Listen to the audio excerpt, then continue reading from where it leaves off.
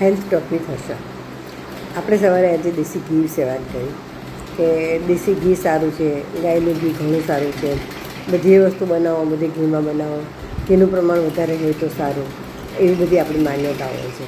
હા, સારું છે, દેશી ઘી સારું છે, પણ આપણને ખબર છે ને કે અતિ સર્વત્ર વર્જય. બધી કોઈ પણ વસ્તુ વધારે ઓવર ઇટિંગ થાય તો એ ખરાબ જ છે. ઘીની અંદર સેચ્યુરેટેડ ફેટ છે અને આ સેચ્યુરેટેડ ફેટ ઘણીવાર આપણા શરીરની અંદર એલડીએલ ઊભું કરે છે, એટલે કોલેસ્ટ્રોલ, જે આપણને આગળ જતાં હાર્ટને પણ પ્રોબ્લેમ ઊભા કરી શકે છે. અને એ સાથે સાથે ઘીની અંદર પણ કેલરીનું પ્રમાણ ખૂબ વધારે છે.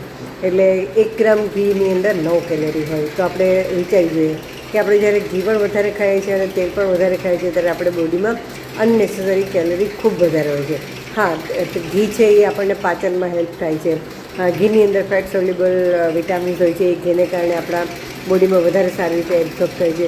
એવી રીતે એની ઘણી ક્વોલિટી છે, પરંતુ આપણે દરેક વસ્તુઓમાં ઘી નાખવું જ જરૂરી નથી, અથવા તો વધારે પ્રમાણમાં ઘી નાખીએ એટલે બહુ સારું, એનાથી ઘણું સારું છે, એ કોઈ વસ્તુ માનવાની જરૂર નથી. દરેક વસ્તુને આપણે મોડરેટ પ્રમાણમાં ખાવી જોઈએ. એટલે આજથી એવું નક્કી કરો તમે કે ઘી ખાવાનું જરૂરી છે ઘી, પરંતુ આખા દિવસની અંદર મેક્સિમમ 5 ગ્રામ. આપણે 1 કે 2 ચમચી ઘી આપણા માટે બહુ જરૂર, એટલું સફિશિયન્ટ છે આપણા માટે. તો ઘીને ખાઓ, ઘીની મજા માણો, પણ બધી વસ્તુ માઇન્ડફુલ રીતે અને યોગ્ય પ્રમાણમાં, તો આપણને એ વધારે ફાયદો કરી શકે છે અને નુકસાન નથી કરતું.